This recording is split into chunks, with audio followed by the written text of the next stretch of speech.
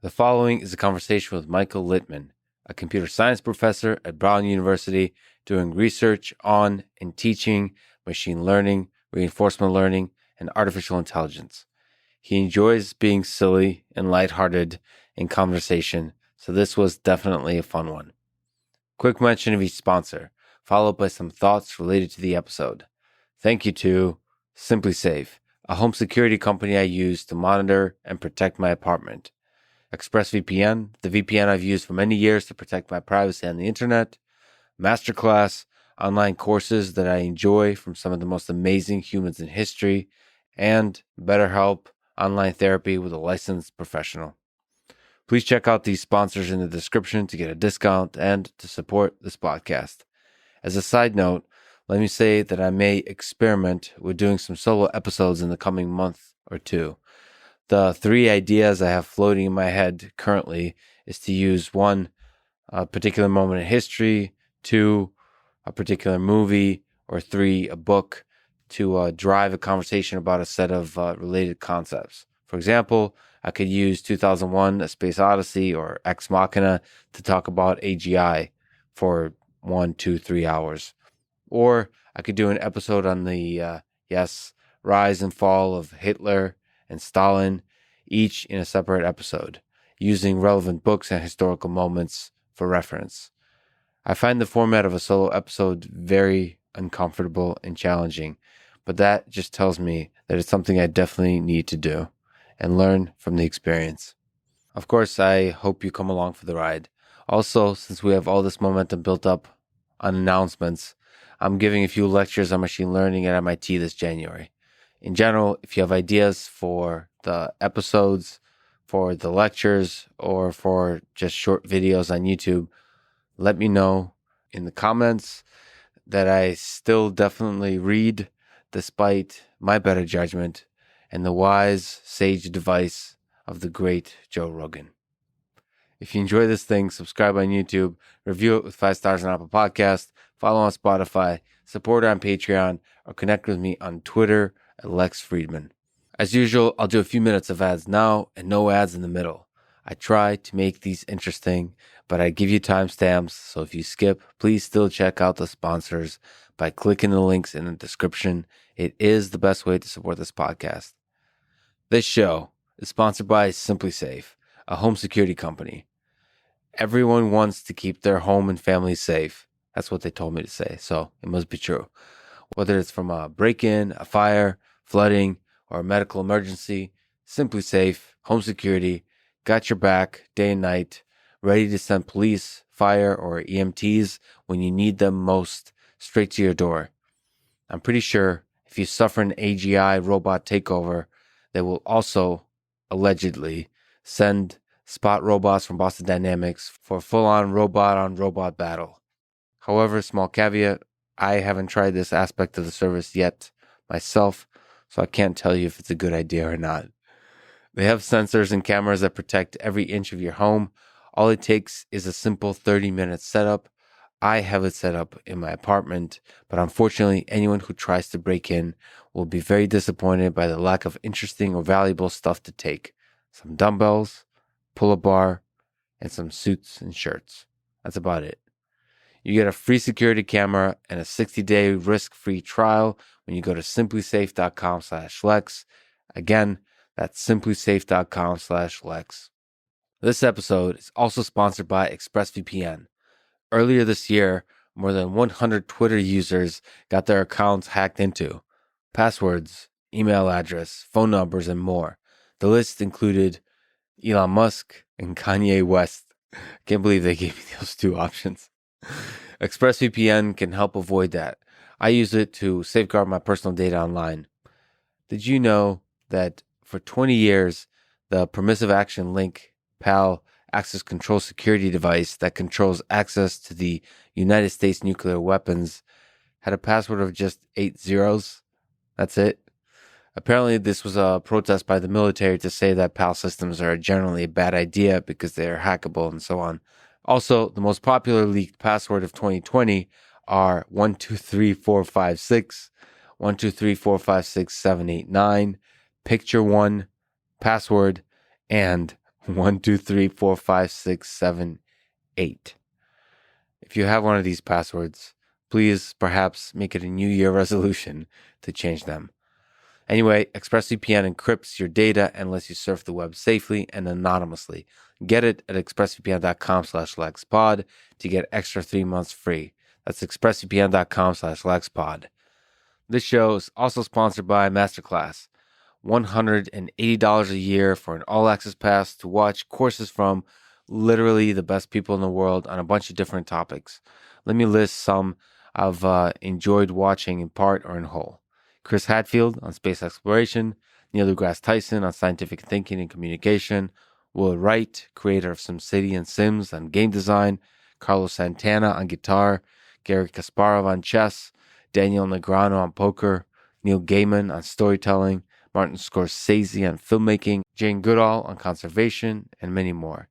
By the way, you can watch it on basically any device. Sign up at masterclass.com/Lex to get 15% off the first year of an annual subscription. That's masterclass.com/Lex. This episode is also sponsored by BetterHelp, spelled HELP, help. They figure out what you need and match you with a licensed professional therapist in under 48 hours. I chat with the person on there and enjoy it. Of course, I also have been talking to David Goggins over the past few months, who's definitely not a licensed professional therapist, but he does help me meet his and my demons and become comfortable to exist in their presence. Everyone is different, but for me, I think suffering is essential for creation, but you can suffer beautifully in a way that doesn't destroy you. Therapy can help in whatever form that therapy takes. BetterHelp is an option worth trying. They're easy, private, affordable, available worldwide. You can communicate by text anytime and schedule weekly audio and video sessions. You didn't ask me, but my two favorite psychiatrists are Sigmund Freud and Carl Jung. Their work was important in my intellectual development. Anyway, check out betterhelp.com/Lex.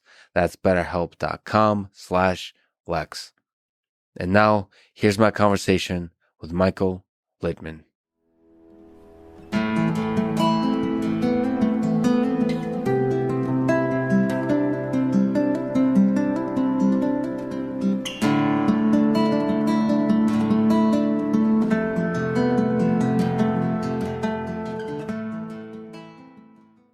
I saw a video of you talking to Charles Isbell about Westworld, the TV series. You guys were doing a kind of thing where you're watching new things together, but let's rewind back.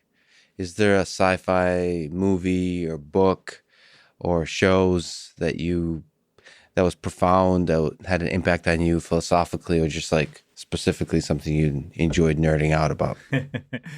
Yeah, interesting. I think a lot of us have been inspired by robots in movies.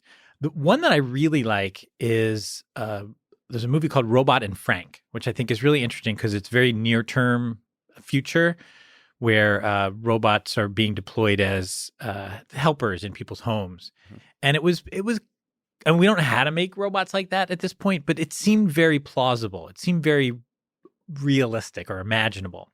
And I thought that was really cool because they're awkward. They do funny things. It raised some interesting issues, but it seemed like something that would ultimately be helpful and good if we could do it right. Yeah, he was an older, cranky gentleman, right? He was an older, cranky jewel thief, yeah. It's kind of a funny little thing, which is, he's a jewel thief, and so he pulls the robot into his life, which is something you could imagine taking a home robotics thing and pulling into whatever quirky thing that's involved in your existence. That's meaningful to you. Yeah. Exactly so. Yeah, and I think from that perspective, I mean, not all of us are jewel thieves, and so when we bring our robots into Speak our for lives, yourself. Yeah, it explains a lot about this apartment, actually. But no, the idea that people should have the ability to, make this technology their own, that it becomes part of their lives, and I think it's hard for us as technologists to make that kind of technology. It's easier to mold people into what we need them to be. And just that opposite vision, I think, is really inspiring. And then there's a anthropomorphization where we project certain things on them, because I think the robot was kind of dumb. But I have a bunch of Roombas I play with, and you immediately project stuff onto them. Much greater level of intelligence. We'll probably do that with each other too. Much greater degree of compassion. That's right. One of the things we're learning from AI is where we are smart and where we are not smart. Yeah. You also enjoy, as people can see, and I enjoyed myself watching you sing and even dance a little bit of dancing. A little bit of dancing. That's not quite my thing. As a method of education or just in life, in general. So easy question. What's the definitive, objectively speaking, top 3 songs of all time? Maybe something that, to walk that back a little bit, maybe something that others might be surprised by, the three songs that you kind of enjoy. That is a great question that I cannot answer, but instead, let me tell you a story. So, pick a question you do want to answer. That's right. I've been watching the presidential debates and vice presidential debates, and it turns out, it's really, you can just answer any question you want. So let me it's a related you. question. No, I'm just kidding. Yeah, well said. I really like pop music. I've enjoyed pop music ever since I was very young. So 60s music, 70s music, 80s music, this is all awesome. And then I had kids and I think I stopped listening to music and I was starting to realize that my musical taste had sort of frozen out. And so I decided in 2011, I think, to start listening to the top 10 Billboard songs each week. So I'd be on the treadmill and I would listen to that week's top 10 songs so I could find out what was popular now. And what I discovered is that I have no musical taste whatsoever. I like what I'm familiar with. And so the first time I'd hear a song, is the first week that it was on the charts, I'd be like, ugh. And then the second week, I was into it a little bit. And the third week, I was loving it. And by the fourth week, is like just part of me. And so I'm afraid that I can't tell you my favorite song of all time because it's whatever I heard most recently. Yeah, that's interesting. People have told me that there's an art to listening to music as well. And you can start to, if you listen to a song just carefully, like explicitly, just force yourself to really listen. You start to, I did this when I was part of a jazz band and fusion band in college, you start to hear the layers of the instruments. You start to hear the individual instruments and you start to, you can listen to classical music or to orchestra this way. You can listen to jazz this way. I mean, it's funny to imagine you now to walking that forward to listening to pop hits now as like a scholar, listening to like Cardi B or something like that, or Justin Timberlake. Is he? No, not Timberlake. Bieber. I get my Justin. They've both been in the top 10 since I've been listening. They're still up there. Oh my God, I'm so clueless. If you haven't heard Justin Timberlake's top 10 in the last few years, there was one song that he did where the music video was set at essentially NeurIPS. Oh wow. Oh, the one with the robotics. Yeah. Yeah. It's like at an academic conference, and he's doing a demo. He was presenting, right? It was sort of a cross between the Apple, like Steve Jobs kind of talk, and NeurIPS. Yeah. So it's always fun when AI shows up in pop culture. I wonder if he consulted somebody for that. That's really interesting. So maybe on that topic, I've seen your celebrity multiple dimensions, but one of them is you've done cameos in different places. I've seen you in a TurboTax commercial as like, I guess the brilliant Einstein character. And the point is that TurboTax doesn't need somebody like you. It doesn't need a brilliant Very person. few things need someone like me. But yes, they were specifically emphasizing the idea that you don't need to be a computer expert to be able to use their software. How'd you end up in that world? I think it's an interesting story. So I was teaching my class. It was an intro computer science class for non-concentrators, non-majors. And sometimes when people would visit campus, they would check in to say, hey, we want to see what a class is like. Can we sit on your class? So a person came to my class who was the daughter of the brother of the husband of the best friend of my wife. Anyway, basically a family friend came to campus to check out Brown and asked to come to my class and came with her dad. Her dad is, who I've known from various kinds of family events and so forth, but he also does advertising. And he said that he was recruiting scientists for this TurboTax set of ads. And he said, we wrote the ad with the idea that we'd get like the most brilliant researchers, but they all said no. So can you help us find the like B level scientists? And I'm like, sure, that's who I hang out with, so that should be fine. Yeah. So I put together a list, and I did what some people call the Dick Cheney. So I included myself on the list of possible candidates, with a little blurb about each one and why I thought that would make sense for them to do it. And they reached out to a handful of them, but then they YouTube stalked me a little bit, and they thought, oh, I think he could do this. And they said, okay, we're going to offer you the commercial. I'm like, what? So it was such an interesting experience because they have another world. The people who do like nationwide kind of ad campaigns and television shows and movies and so forth, it's quite a remarkable system that they have going because a set. Yeah. So I went to it was just somebody's house that they rented in New Jersey, but in the commercial, it's just me and this other woman. In reality, there were 50 people in that room and another, I don't know, half a dozen kind of spread out around the house in various ways. There were people whose job it was to control the sun. They were in the backyard on ladders putting filters up to try to make sure that the sun didn't glare off the window in a way that would wreck the shot. So there was like 6 people out there doing that. There was 3 people out there giving snacks, the craft table. There was another 3 people giving healthy snacks because that was a separate craft table. There was one person whose job it was to keep me from getting lost.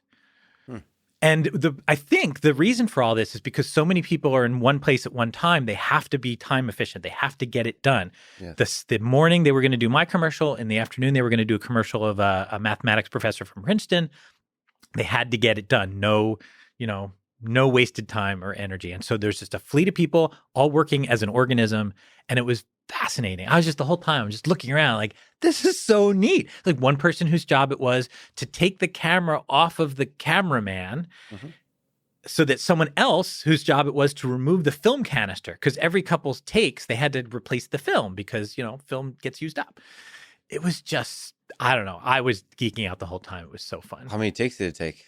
It looked the opposite, like there was more than 2 people there. It was very relaxed. Right, yeah. It was super. I mean, the person who I was in the scene with is a professional. She's a, she's an actress? Improv comedian from New York City. And when I got there, they had given me a script, as such as it was. And then I got there and they said, we're going to do this as improv. I'm like, I don't know how to improv. Like, this is not, I don't know what you're telling me to do here. Yeah. Don't worry, she knows. I'm like, okay, we'll see how this goes. I guess I got pulled into the story because, like, where the heck did you come from? I guess in the scene. Like, how did you show up in this random person's house? I don't know. Yeah, well, I mean, the reality of it is I stood outside in the blazing sun. There was someone whose job it was to keep an umbrella over me because I started to schwitz. I started to sweat. Yeah. And so I would wreck the shot because my face was all shiny with sweat. So there was one person who would dab me off, had an umbrella. But yeah, like the reality of it, like why is this strange stalkery person hanging around outside somebody's house? Yeah, we're not sure. We have to look in. We'll have to wait for the book. But are you?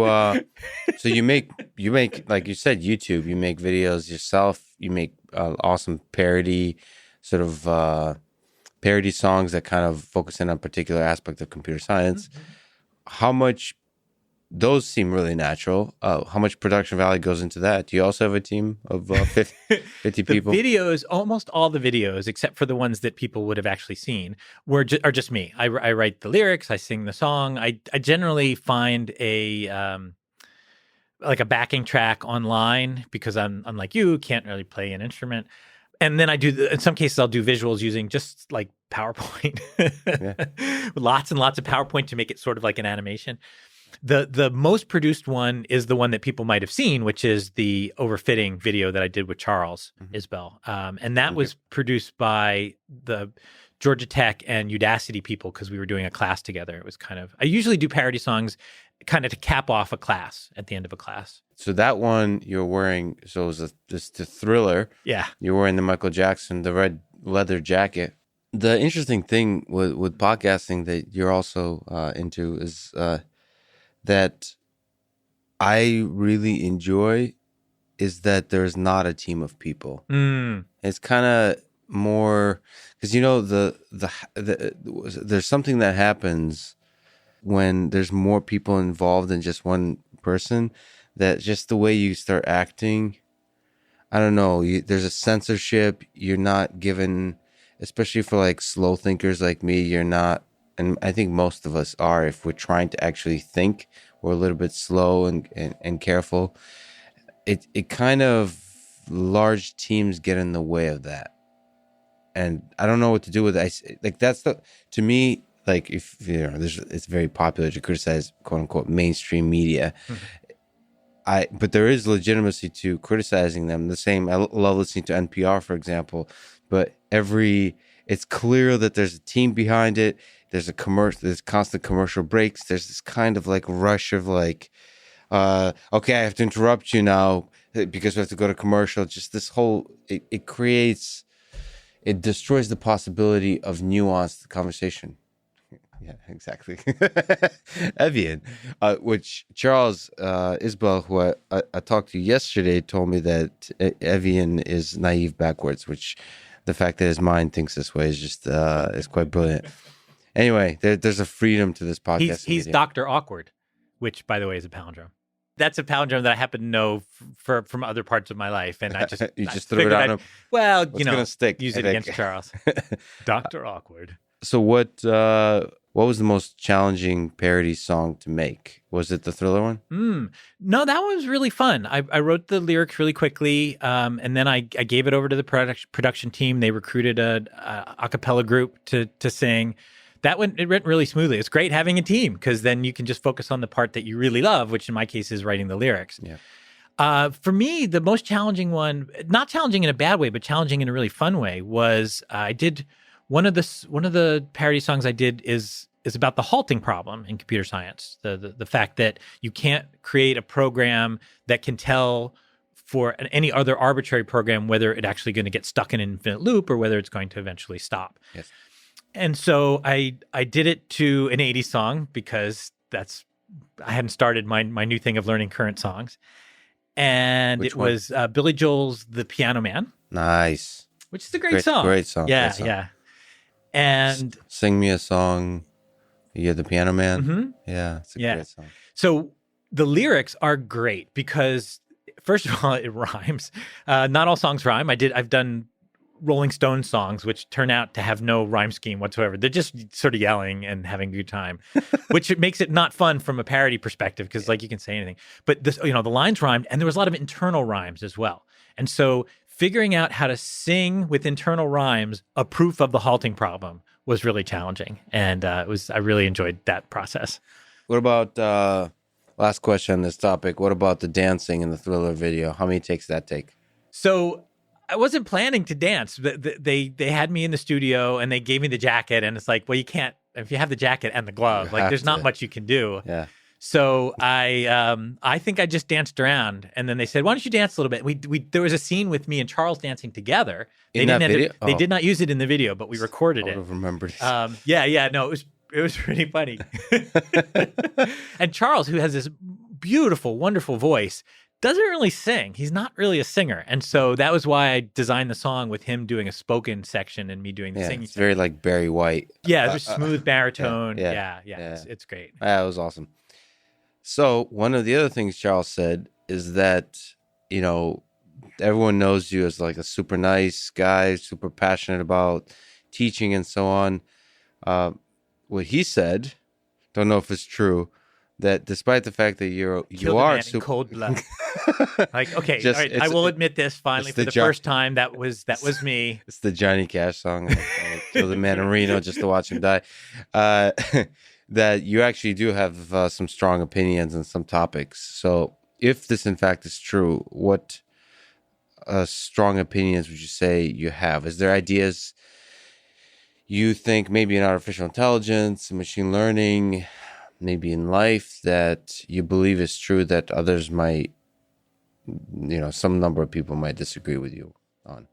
So I try very hard to see things from multiple perspectives. There's this great Calvin and Hobbes cartoon where do you know Yeah. Calvin. Okay, so Calvin's dad is always kind of a bit of a foil, and he talked Calvin into Calvin had done something wrong.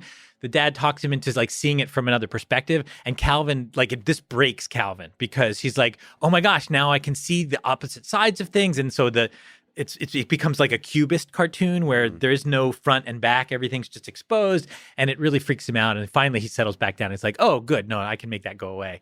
But like I'm that. I live in that world where I'm trying to see everything from every perspective all the time. So there are some things that I've formed opinions about that I would be harder, I think, to disavow me of. One is the superintelligence argument, and the existential threat of AI is one where I feel pretty confident in my feeling about that one. Like I'm willing to hear other arguments, but like I am not particularly moved by the idea that if we're not careful, we will accidentally create a superintelligence that will destroy human life. Let's talk about that. Let's get you in trouble and record you on video. It's like Bill Gates. I think he said like some quote about the internet that's just going to be a small thing. It's not going to really go anywhere. And then I think Steve Ballmer said, I don't know why I'm sticking on Microsoft. That's something that like smartphones are useless. There's no reason why Microsoft should get into smartphones, that kind of. So let's talk about AGI. As AGI is destroying the world, we'll look back at this video and see. No, I think it's really interesting to actually talk about because nobody really knows the future. So you have to use your best intuition. It's very difficult to predict it. But you have spoken about AGI and the existential risks around it, and sort of based on your intuition that we're quite far away from that being a serious concern relative to the other concerns we have. Can you maybe unpack that a little bit? Yeah, sure. So as I understand it, for example, I read Bostrom's book and a bunch of other reading material about this sort of general way of thinking about the world. And I think the story goes something like this, that we will at some point create computers that are smart enough that they can help design the next version of themselves, which itself will be smarter than the previous version of themselves, and eventually bootstrapped up to being smarter than us, at which point we are essentially at the mercy of this sort of more powerful intellect, which in principle, we don't have any control over what its goals are. And so if its goals are at all out of sync with our goals, like for example, the continued existence of humanity, we won't be able to stop it. It'll be way more powerful than us, and we will be toast. So there's some, I don't know, very smart people who have signed on to that story, and it's a compelling story. I once now I can really get myself in trouble. I once wrote an op-ed about this, specifically responding to some quotes from Elon Musk, who has been, on this very podcast more than once. And AI summoning the demon. I forget. There's a thing he said. But then he came to Providence, Rhode Island, which is where I live, and said to the governors of all the states, you're worried about entirely the wrong thing. You need to be worried about AI. You need to be very, very worried about AI. So, and journalists kind of reacted to that, and they wanted to get people's take. And I was like, okay, my belief is that one of the things that makes Elon Musk so successful and so remarkable as an individual is that he believes in the power of ideas. He believes that if you have a really good idea for getting into space, you can get into space. If you have a really good idea for a company or for how to change the way that people drive, you just have to do it, and it can happen. It's really natural to apply that same idea to AI. You see these systems that are doing some pretty remarkable computational tricks, demonstrations, and then to take that idea and just push it all the way to the limit and think, okay, where does this go? Where is this going to take us next? And if you're a deep believer in the power of ideas, then it's really natural to believe that those ideas could be taken to the extreme and kill us. So I think, his strength is also his undoing, because that doesn't mean it's true. Like, it doesn't mean that has to happen, but it's natural for him to think that. So another way to phrase the way he thinks, and I find it very difficult to argue with that line of thinking. So Sam Harris is another person from a neuroscience perspective that thinks like that, is saying, well, is there something fundamental in the physics of the universe that prevents this from eventually happening. And this, Nick Bostrom thinks in the same way, that kind of zooming out, yeah, okay, we humans now are existing in this like time scale of minutes and days. And so our intuition is in this time scale of minutes, hours, and days. But if you look at the span of human history, is there any reason you can't see this in 100 years? And like, is there something fundamental about the laws of physics that prevent this? And if it doesn't, then it eventually will happen, or we will destroy ourselves in some other way. And it's very difficult, I find, to actually argue against that. Yeah. Me too. And not sound like you're just like rolling your eyes. I'm like, I have like in science fiction, we don't have to think about it. But even worse than that, which is like, I don't know if kids, but like, I got to pick up my kids now. Like, it's okay. I see. There's more pressing short term. Yeah, there's more pressing short term things that like stop it with this existential crisis. We have much shorter things. Like now, especially this year, there's COVID. So like any kind of discussion like that is like there's there's pressing things today. It's. And then, so the Sam Harris argument, well, like any day, the exponential singularity can occur. And it's very difficult to argue against. I mean, I don't know. But part of his story is also, he's not going to put a date on it. It could be in 1,000 years. It could be in 100 years. It could be in 2 years. It's just that as long as we keep making this kind of progress, it's ultimately has to become a concern. I kind of am on board with that. But the thing that, the piece that I feel like is missing from that way of extrapolating from the moment that we're in is that I believe that in the process of actually developing technology that can really get around in the world and really process and do things in the world in a sophisticated way, we're going to learn a lot about what that means, that we don't know now because we don't know how to do this right now.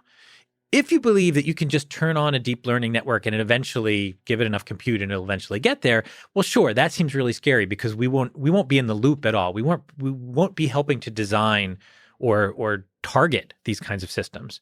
But I don't see that. That feels like it is against the laws of physics because these systems need help, right? They need to surpass the difficulty, the wall of complexity that happens in arranging something in a form that will happen in. Yeah. Like I believe in evolution. Like I believe that that there's an argument, right? So there's another argument, just to look at it from a different perspective, that people say, well, I don't believe in evolution. How could evolution, it's sort of like a random set of parts assemble themselves into a 747 and that could just never happen. Yeah. So it's like, okay, that's maybe hard to argue against, but clearly 747s do get assembled. They get assembled by us. Basically, the idea being that there's a process by which we will get to the point of making technology that has that kind of awareness. And in that process, we're going to learn a lot about that process, and we'll have more ability to control it or to shape it or to build it in our own image. It's not something that is going to spring into existence like that 747, and we're just going to have to contend with it completely unprepared. Now, it's very possible that in the context of the long arc of human history, it will in fact spring into existence. But that springing might take, like if you look at nuclear weapons, like even 20 years is a springing in the context of human history. And it's very possible, just like with nuclear weapons, that we could have, I don't know what percentage you want to put at it, but the possibility of... could have knocked ourselves out. Yeah, the possibility of human beings destroying themselves in the 20th century with nuclear weapons, I don't know, you can, if you really think through it, you could really put it close to like, I don't know, 30, 40%, given like the certain moments of crisis that happen. So like, I think one like fear in the shadows that's not being acknowledged is it's not so much the AI will run away, is that as it's running away, we won't have enough time to think through how to stop it. Right. Fast takeoff or FOOM. Yeah. I mean, my much bigger concern, I wonder what you think about it, which is we won't know it's happening. So I kind of that argument. Yeah. think that there's an AGI situation already happening with social media. that our minds, our collective intelligence of human civilization is already being controlled by an algorithm. And like we're already super like the level of a collective intelligence, thanks to Wikipedia. People should donate to Wikipedia to feed the AGI. Man, if we had a super intelligence that was in line with Wikipedia's values, it's a lot better than a lot of other things I can imagine. I trust Wikipedia more than I trust Facebook or YouTube as far as trying to do the right thing from a rational perspective. Yeah. Now, that's not where you were going. I understand that. But it does strike me that there's sort of smarter and less smart ways of exposing ourselves to each other on the internet. Yeah, the interesting thing is that Wikipedia and social media have very different forces. You're right. I mean, Wikipedia, if AGI was Wikipedia, it'd be just like this cranky, overly competent editor of articles. There's something to that, but the social media aspect is not. So the vision of AGI is as a separate system that's super intelligent. That's one key little thing. I mean, there's the paperclip argument that's super dumb, but super powerful systems. But with social media, you have a relatively like algorithms we may talk about today, very simple algorithms that when so something Charles talks a lot about, which is interactive AI, when they start like having at scale like tiny little interactions with human beings, they can start controlling these human beings. So a single algorithm can control the minds of human beings slowly to where we might not realize. It can start wars. It can change the way we think about things. It feels like in the long arc of history, if I were to sort of zoom out from all the outrage and all the tension on social media, that it's progressing us towards better and better things.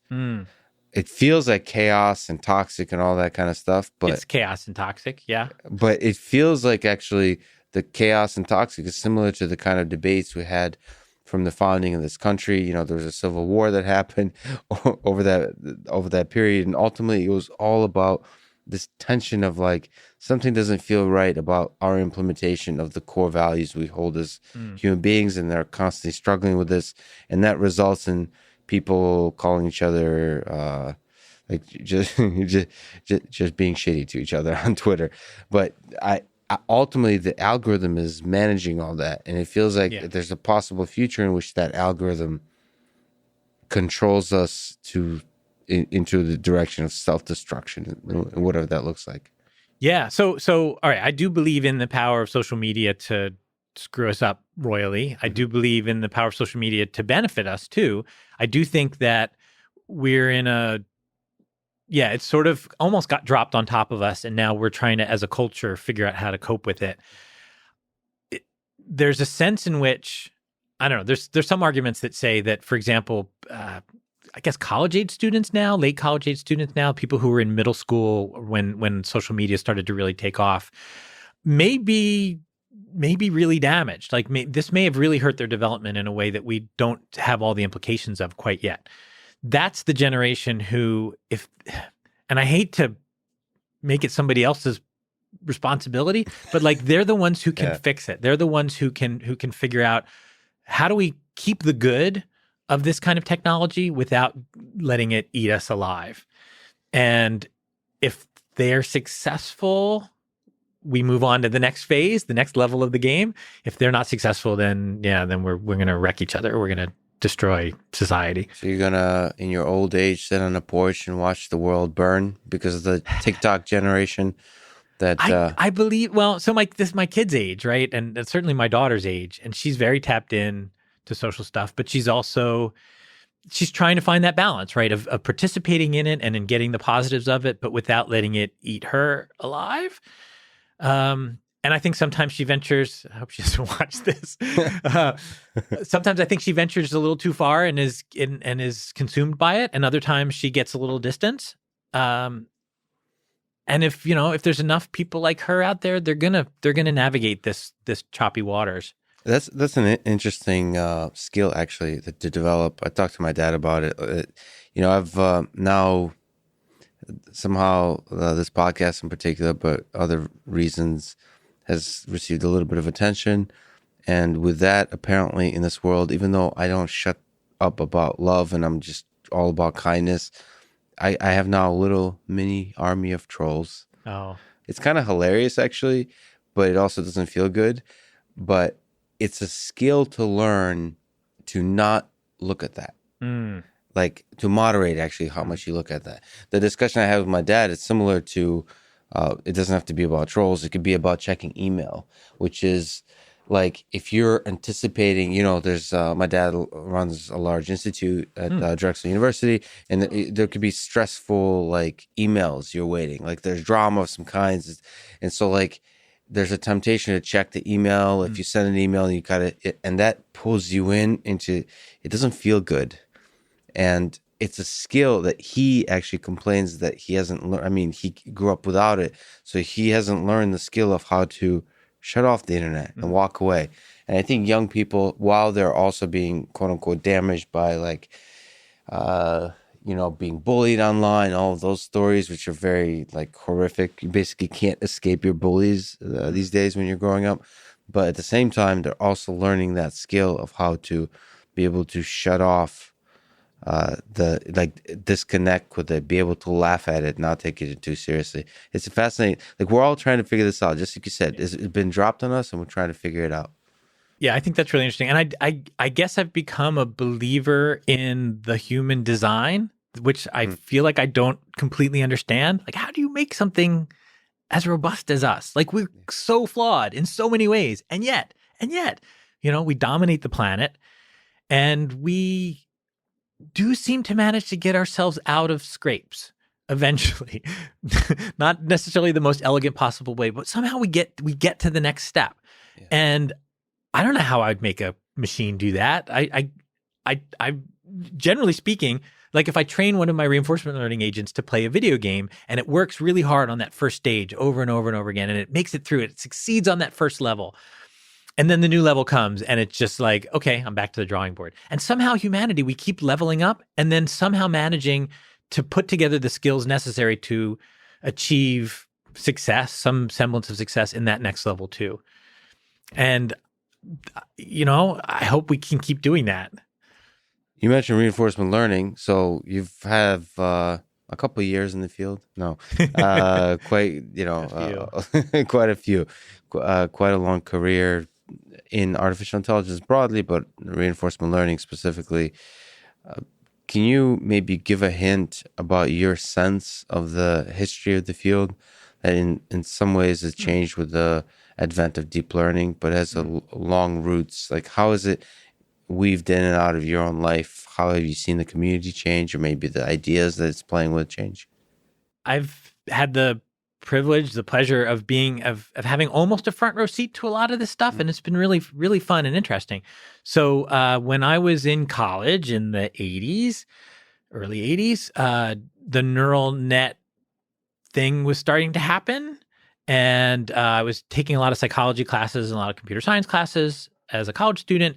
And I thought, something that can play tic-tac-toe and just like learn to get better at it, that ought to be a really easy thing. So I spent almost all of my, what would have been vacations during college, like hacking on my home computer, trying to teach it how to play tic-tac-toe. And programming language. Do you remember? Basic. Oh yeah. Basic. That's my first language. That's my native language. Is that when you first fell in love with computer science? Just like programming Basic on that?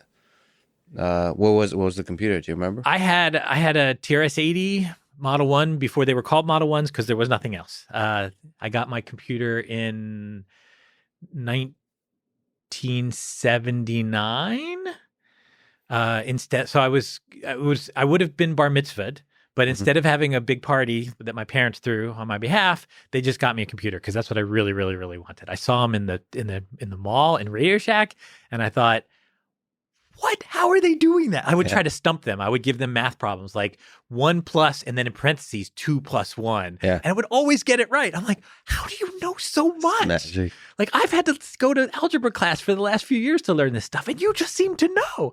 So I was smitten and got a computer. And I think ages 13 to 15, I have no memory of those years. I think I just was in my room with the computer. Listening to Billy Joel. Communing, possibly listening to the radio, listening to Billy Joel.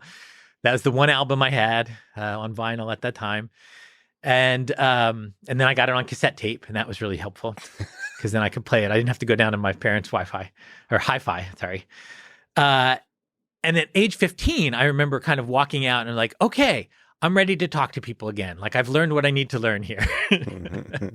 And so that was my home computer. And so I went to college and I was like, oh, I'm totally going to study computer science. And I opted, the college I chose specifically had a computer science major. The one that the college I really wanted to go to didn't. So bye-bye to them. Which college did you go to? So I went to Yale. Princeton would have been way more convenient, and it was just a beautiful campus, and it was close enough to home, and I was really excited about Princeton, and I visited. I said, so, computer science major? They're like, well, we have computer engineering. I'm like, oh, I don't like that word engineering. I like computer science. I want to do, like, you're saying hardware and software? They're like, yeah. I'm like, I just want to do software. I couldn't care less about hardware. And you grew up in Philadelphia? I grew up outside Philly, yeah. Okay. Wow. So the local schools were like Penn and Drexel and Temple. Like everyone in my family went to Temple at least at one point in their lives, except for me. So yeah, Philly family. Yale had a computer science department, and that's when it's kind of interesting. You said 80s and neural networks. That's when neural networks was a hot new thing or a hot thing, period. So what is that in college when you first learned about neural networks? Yeah. Machine learning, like how? And it was in a psychology class, not in a CS class. Yeah. Was it psychology or cognitive science, or like, do you remember like what context? It was, yeah. So I've always been a bit of a cognitive psychology groupie. Mm-hmm. So like I study computer science, but I like to hang around where the cognitive scientists are, because I don't know, brains, man, they're wacky, cool.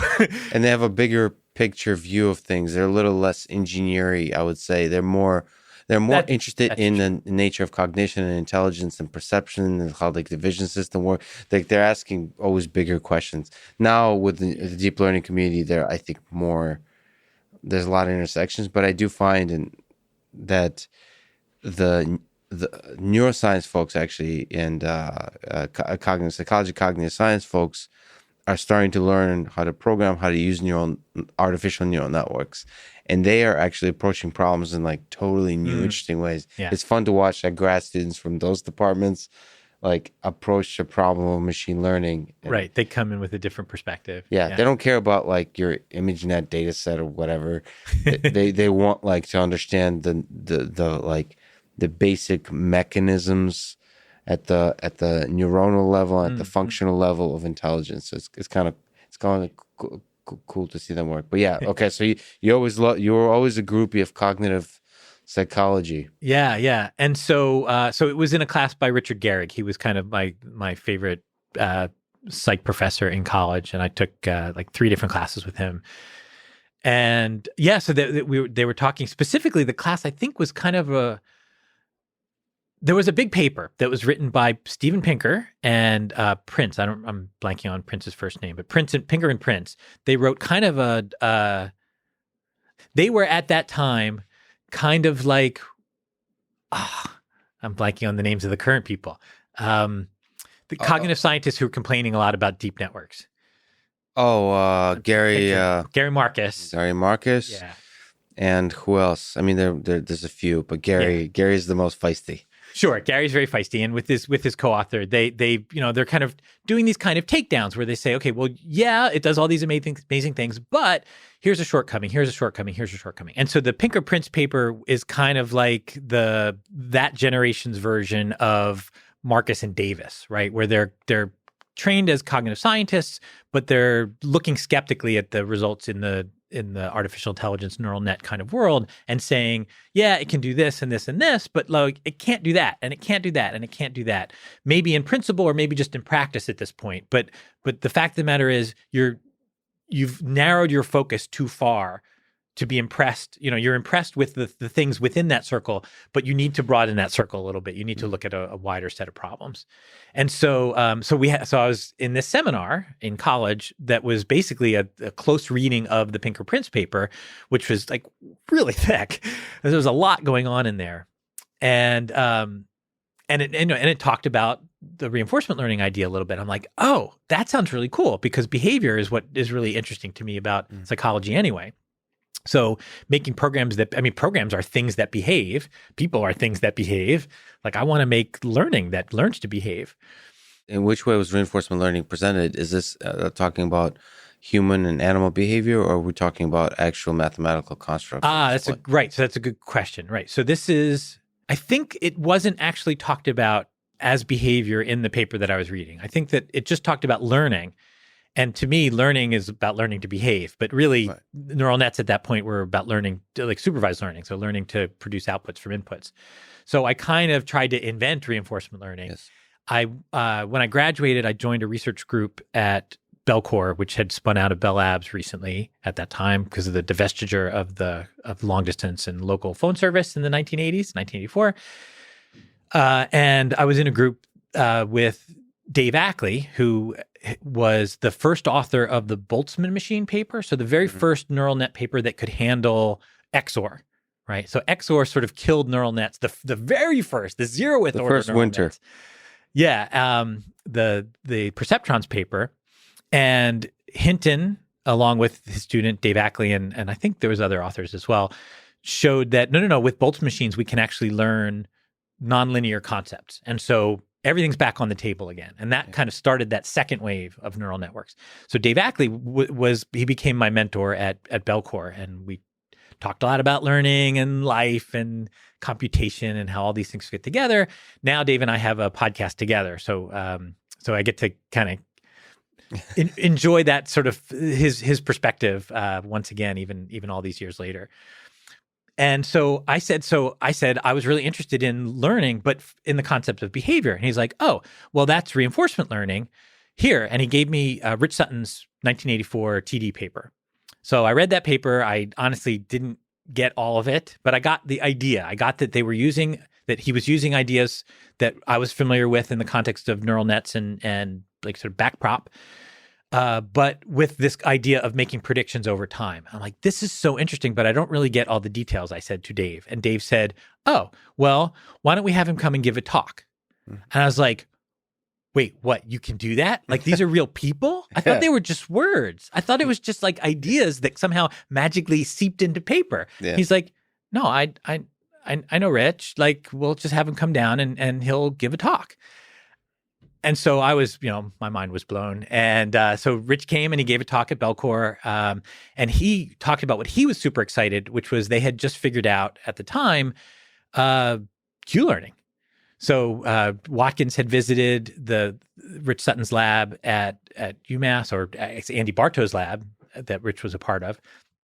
And he was really excited about this because it resolved a whole bunch of problems that he didn't know how to resolve in the earlier paper. And so, for people who don't know, TD, temporal difference, these are all just algorithms for reinforcement learning. Right. And TD, temporal difference in particular, is about making predictions over time. And you can try to use it for making decisions, right? Because if you can predict how good a future action or an action outcomes will be in the future, you can choose one that has better but the theory didn't really support changing your behavior. Like the predictions had to be of a consistent process if you really wanted it to work. And one of the things that was really cool about Q learning, another algorithm for reinforcement learning, is it was off policy, which meant that you could actually be learning about the environment and what the value of different actions would be while actually figuring out how to behave optimally. Yeah. And so that was a revelation. Yeah. And the proof of that is kind of interesting. I mean, that's really surprising to me when I first read that. And then in Rich Sutton's book on the matter, it's kind of beautiful that a single equation can capture one line of code, and like you can learn anything. Yeah, like enough time. So equation and code, you're right. Like the code that you can arguably, at least if you like squint your eyes, can say this is all of intelligence.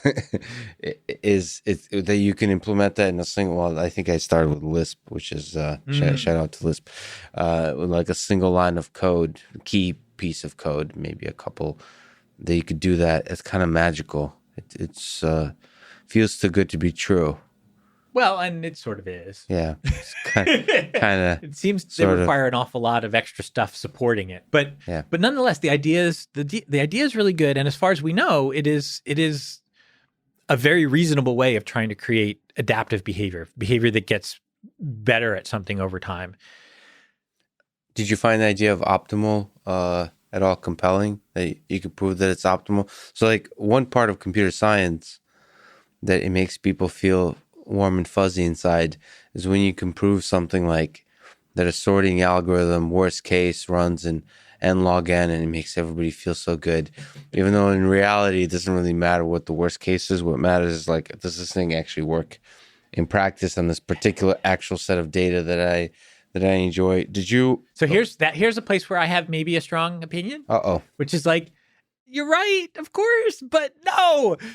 Like what makes worst case so great, right? If you have a worst case analysis so great, is that you get modularity. You can take that thing and plug it into another thing and still have some understanding of what's going to happen when you click them together, right? If it just works well in practice, in other words, with respect to some distribution that you care about, when you go plug it into another thing, that distribution can shift, it can change, and your thing may not work well anymore. And you want it to, and you wish it does, and you hope that it will, but it might not. And then, So you're saying you don't like machine learning?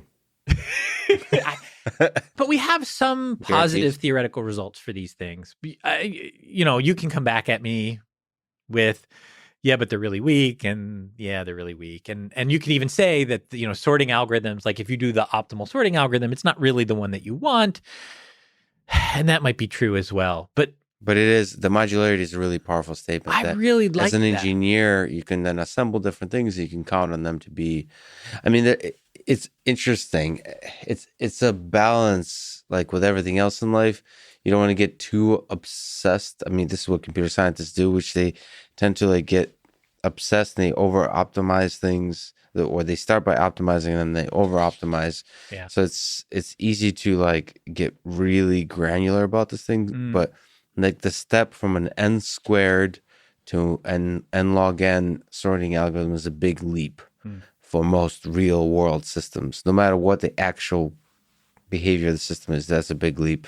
And the same can probably be said for other kind of first leaps that you would take on a particular problem. Like it's the picking the low hanging fruit or whatever the equivalent of doing not the dumbest thing, but the next to the dumbest thing is picking the most delicious reachable fruit. Yeah, most delicious reachable fruit. I don't know why that's not a saying. And yeah, okay. So then this is the '80s, and this kind of idea starts to percolate of learning. At that point, I got to meet Rich Sutton, so everything was sort of downhill from there. That was really the pinnacle of everything.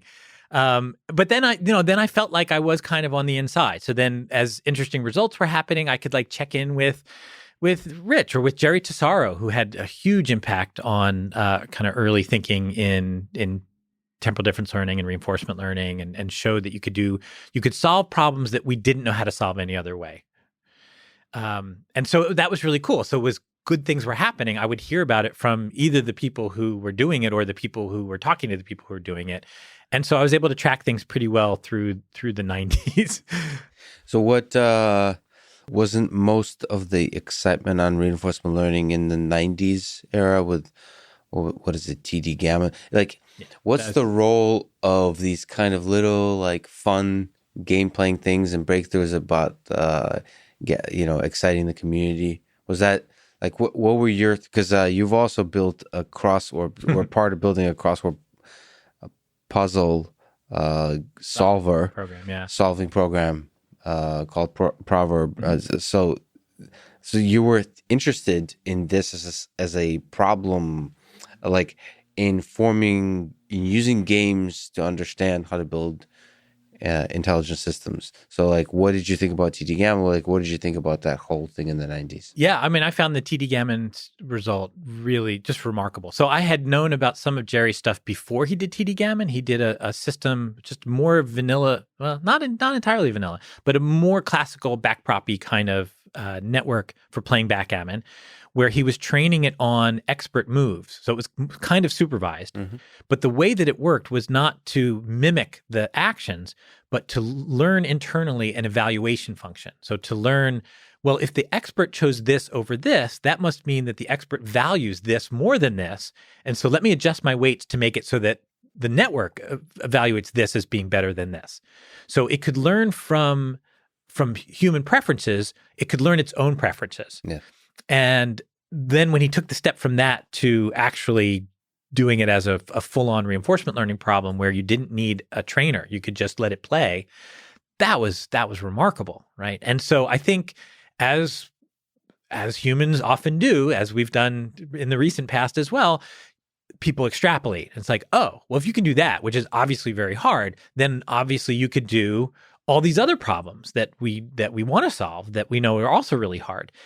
And it turned out very few of them ended up being practical, partly because I think neural nets, certainly at the time, were struggling to be consistent and reliable. And so training them in a reinforcement learning setting was a bit of a mess. I had, generation after generation of like master students who wanted to do value function approximation, basically reinforcement learning with neural nets. And over and over again, we were failing. We couldn't get the good results that Jerry Tesaro got. I now believe that Jerry is a neural net whisperer. He has a particular ability to get neural networks to do things that other people would find impossible. And it's not the technology, it's the technology and Jerry together. Yeah. Which I think speaks to the role of the human expert in the process of machine learning. Right. It's so easy. We're so drawn to the idea that it's the technology that is where the power is coming from, that I think we lose sight of the fact that sometimes you need a really good, just like, I mean, no one would think, hey, here's this great piece of software. Here's like, I don't know, GNU Emacs or whatever. And doesn't that prove that computers are super powerful and basically going to take over the world? It's like, no, Stallman is a hell of a hacker, right? Yeah. So he was able to make the code do these amazing things. He couldn't have done it without the computer, but the computer couldn't have done it without him. And so I think people discount the role of people like Jerry who have just a particular set of skills. On that topic, by the way, as a small side note, I tweeted Emacs is greater than Vim yesterday and deleted the tweet 10 minutes later when I realized you were on fire. It started a war. Yeah. I was like, oh, I was just kidding. I was just being, I'm going to walk back on that. So people still feel passionately about that particular piece of I don't get that because Emacs is clearly so much better. I don't understand. But why do I say that? Because I spent a block of time in the 80s making my fingers know the Emacs keys, and now like that's part of the thought process for me. Like I need to express, and if you take my Emacs key bindings away, I become I can't express myself. I'm the same way with I don't know if you know what it is, but it's a Kinesis keyboard, which is this butt-shaped keyboard. Yes, I've seen them. Yeah. And they're very I don't know, sexy, elegant. Yeah, they're just sort of beautiful. Yeah, they're gorgeous, way too expensive. But the problem with them, similar with Emacs, is once you learn to use it, it's harder to use other things. It's hard to use other things. There's this absurd thing where I have like small, elegant, lightweight, beautiful little laptops, and I'm sitting there in a coffee shop with a giant Kinesis keyboard and a sexy little laptop. It's absurd, but it, like I used to feel bad about it, but at the same time, you just kind of have to. Sometimes it's back to the Billy Joel thing. You just have to throw that Billy Joel record and throw Taylor Swift and Justin Bieber to the wind. So see, but I like them now because again, I have no musical taste. Like now that I've heard Justin Bieber enough, I really like his songs. And Taylor Swift, not only do I like her songs, but my daughter's convinced that she's a genius, and so now I basically I'm signed on to that. So interesting. So yeah, that speaks to back to the robustness of the human brain. That speaks to the neuroplasticity that you can just like a mouse teach yourself to, or Pavlov's dog teach yourself to enjoy Taylor Swift. I'll try it out. I don't know.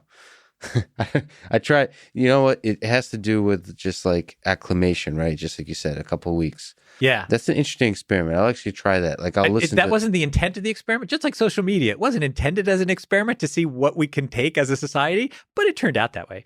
I don't think I'll be the same person on the other side of the week listening to Taylor Swift, but let's try. It's more compartmentalized. Don't be so worried. Like like I get that you can be worried, but don't be so worried because we compartmentalize really well. And so it won't bleed into other parts of your life. You won't start, I don't know, wearing red lipstick or whatever. Like it's fine. It's fine. Change fashion and everything. It's fine. But you know what? The thing you have to watch out for is you'll walk into a coffee shop once we can do that again. And recognize the song. And you'll be, no, you won't know that you're singing along until everybody in the coffee shop is looking at you. And then you're like, that wasn't me. Yeah, that's people are afraid of AGI. I'm afraid of the Taylor, the Taylor Swift takeover. Yeah, and I mean, people should know that TD Gammon was, would you call it, do you like the terminology of self-play by any chance? Sure. So like systems that learn by playing themselves. Mm-hmm, mm-hmm. Just, I don't know if it's the best word, but. So what's the problem with that term? Oh, I don't know. Silly. It's like the Big Bang, like it's like talking to a serious physicist. Do you like the term Big Bang? I mean, when it was early, I feel like it's the early days of self-play. I don't know, maybe it was used previously, but I think it's been used by only a small group of people. Oh. And so like, I think we're still deciding, is this ridiculously silly name a good name for the potentially one of the most important concepts in artificial intelligence? Well, okay, it depends how broadly you apply the term. So I used the term in my 1996 PhD dissertation. So wow, the actual terms of because I didn't know Tessaro's paper was something like training up an expert backgammon player through self-play. So I think it was in the title of his paper. Wow, okay. If not in the title, it was definitely a term that he used. There's another term that we got from that work is rollout. So I don't know if you ever hear the term rollout? That's a backgammon term that has now applied generally in computers, well, at least in AI, because of TD Gammon. Yeah. That's fascinating. So how is self-play being used now? And like, why is it, does it feel like a more general, powerful concept? It's sort of the idea of, well, the machine's just going to teach itself to be smart. Yeah. So that's where, maybe you can correct me, but that's where, the continuation of the spirit and actually like literally the exact algorithms of TD Gammon are applied by DeepMind and OpenAI to learn games that are a little bit more complex. That when I was learning artificial intelligence, Go was presented to me with artificial intelligence, the modern approach. I don't know if they explicitly pointed to Go in those books. I think so. As like unsolvable kind of thing, like implying that these approaches hit their limit in this with these particular kind of games. So something, I don't remember if the book said it or not, but something in my head, or if it was the professors, instilled in me the idea like this is the limits of artificial intelligence, of the field. Like it instilled in me the idea that if we can create a system that can solve the game of Go, we've achieved AGI. That was kind of, I didn't explicitly like say this, but that was the feeling. And so I was one of the people that it seemed magical when a learning system was able to beat a human world champion at the game of Go. And even more so from that was AlphaGo, even more so with AlphaGo Zero, then kind of renamed and advanced into Alpha Zero, beating a world champion or world-class player without any supervised learning on expert games. We're doing only by playing itself. So that is, I don't know what to make of it. I think it would be interesting to hear what your opinions are on just how exciting, surprising, profound, interesting, or boring the breakthrough performance of AlphaZero was. Okay, so AlphaGo knocked my socks off. That was so remarkable. Which aspect of it?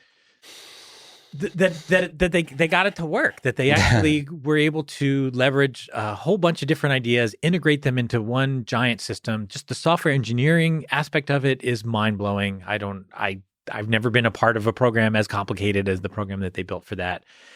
And just the, like Jerry Tesaro is a neural net whisperer, like, David Silver is a kind of neural net whisperer too. He was able to coax these networks and these new way out there architectures to do these, solve these problems that, as you said, when we were learning from AI, no one had an idea how to make it work. It was remarkable that these techniques that were so good at playing chess and that could beat the world champion in chess couldn't beat, your typical Go playing teenager in Go. Mm-hmm. So the fact that in a very short number of years, we kind of ramped up to trouncing people in Go just blew me away. So you're kind of focusing on the engineering aspect, which is also very surprising. I mean, there's something different about large, well-funded companies. I mean, there's a compute aspect to it too. Sure. Like that, of course. I mean, that's similar to Deep Blue, right? With IBM. Like, there's something important to be learned and remembered about a large company taking the ideas that are already out there and investing a few $1 million into it, or more. And so you're kind of saying the engineering is kind of fascinating, both on the with AlphaGo is probably just gathering all the data, right, of the expert games, like organizing everything, actually doing distributed supervised learning. And to me, see, the engineering I kind of took for granted. Mm-hmm.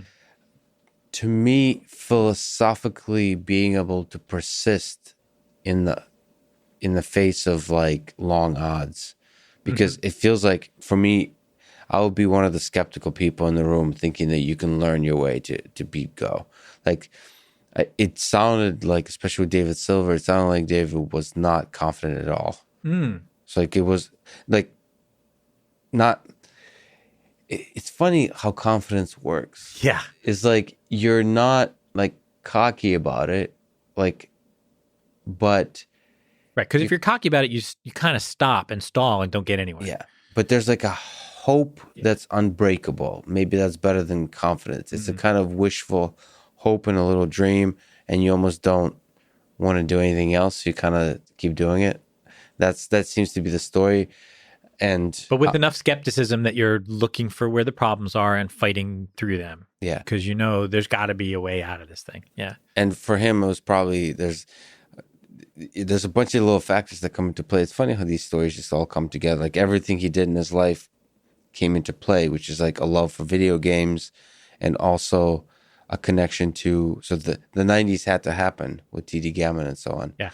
And in some ways it's surprising, maybe you can provide some intuition to it, that not much more than TD Gammon was done for quite a long time on the reinforcement learning front. Yeah. Is that weird to you? I mean, like I said, the students who I worked with, we tried to basically apply that architecture to other problems, and we consistently failed. There were a couple really nice demonstrations that ended up being in the literature. There was a paper about controlling elevators, right? Where it's like, okay, can we modify the heuristic that elevators use for deciding, like a bank of elevators for deciding which floors we should be stopping on to maximize throughput, essentially. And you can set that up as a reinforcement learning problem, and you can, have a neural net represent the value function so that it's taking where are all the elevators, where are the button pushes, this high dimensional, well, at the time, high dimensional input, a couple dozen dimensions, and turn that into a prediction as to, is it going to be better if I stop at this floor or not? And ultimately, it appeared as though for the standard simulation distribution for people trying to leave the building at the end of the day, that the neural net learned a better strategy than the standard one that's implemented in elevator controllers. Yes. So that was nice. There was some work that Satinder Singh et al. Did on handoffs with cell phones, deciding when should you hand off from this cell tower to this cell tower. Oh, okay. Communication networks, yeah. Yeah, and so a couple things seemed like they were really promising. None of them made it into production that I'm aware of. And neural nets as a whole started to kind of implode around then. And so there just wasn't a lot of air in the room for people to try to figure out, okay, how do we get this to work in the RL setting? And then they found their way back in 10 plus years. So you said AlphaGo was impressive, like it's a big spectacle. Is there... Right. So then AlphaZero. So I think I may have a slightly different opinion on this than some people. So I talked to Satinder Singh in particular about this. So Satinder was like Rich Sutton, a student of Antti Barto. So they came out of the same lab, very influential machine learning, reinforcement learning researcher, now at DeepMind, as is Rich, though different sites, the two of them. He's in Alberta. Rich is in Alberta, and Satinder would be in England, but I think he's in England from Michigan at the moment. But he was much more impressed with AlphaGo Zero, which is didn't get a kind of a bootstrap in the beginning with human trained games. It just was purely self-play. Though the first one, AlphaGo, was also a tremendous amount of self-play. Right? They started off, they kickstarted the action network that was making decisions, but then they trained it for a really long time using more traditional temporal difference methods. So as a result, it didn't seem that different to me. Like, it seems like, yeah, why wouldn't that work? Like once it works, it works. So but he found that removal of that extra information to be breathtaking. Like that's a game changer. To me, the first thing was more of a game changer. But the open question, I mean, I guess that's the assumption, is the expert games might contain within them a humongous amount of information. But we know that it went beyond that, right? We know that it somehow got away from that information because it was learning strategies. I don't think AlphaGo is just better at implementing human strategies. I think it actually developed its own strategies that were more effective. And so from that perspective, okay, well, so it made at least one quantum leap in terms of strategic knowledge. Okay, so now maybe it makes 3. Like, okay, but that first one is the doozy, right? Getting it to work reliably and for the networks to hold on to the value well enough. Like that was a big step. Well, maybe you could speak to this on the reinforcement learning front. So the starting from scratch and learning to do something, like the first, like random behavior to like crappy behavior to like somewhat okay behavior. It's not obvious to me that that's not like impossible to take those steps. Like if you just think about the intuition, like how the heck does random behavior become somewhat basic intelligent behavior? Not human level, not superhuman level, but just basic. But you're saying to you kind of the intuition is like if you can go from human to superhuman level intelligence on this particular task of game playing, then so you're good at taking leaps. So you can take many of them. I believe that the system can take that kind of leap. Yeah, no, and also I think that beginner knowledge in Go, like you can start to get a feel really quickly for the idea that certain parts of being in certain parts of the board seems to be more associated with winning, right? Because it's not stumbling upon the concept of winning. It's told that it wins or that it loses. Well, it's self-play, so it both wins and loses. It's told which side won. And the information is kind of there to start percolating around to make a difference as to, these things have a better chance of helping you win, and these things have a worse chance of helping you win. And so, it can get to basic play, I think, pretty quickly. Then once it has basic play, well, now it's kind of forced to do some search to actually experiment with, okay, well, what gets me that next increment of improvement? How far do you think, okay, this is where you kind of bring up the Elon Musk and the Sam Harris's, right? How far is your intuition about these kinds of self-play mechanisms being able to take us? Because it feels one of the ominous but stated calmly things that when I talked to David Silver, he said is that they have not yet discovered a ceiling for Alpha Zero, for example, on the game of Go or chess. Oh, interesting. It keeps, no matter how much the computer they throw at it, it keeps improving. So it's very possible that if you throw, some like 10x compute, that it will improve by 5x or something like that. And when stated calmly, it's so like, oh yeah, I guess so. But like, and then you think like, well, can we potentially have like continuations of Moore's law in totally different way, like broadly defined Moore's law, right? Not the exponential improvement. Exponential improvement. Like, are we going to have an Alpha Zero that swallows the world? But notice it's not getting better at other things; it's getting better at Go. Yeah, and I think that's a big leap to say, okay, well, therefore it's better at other things.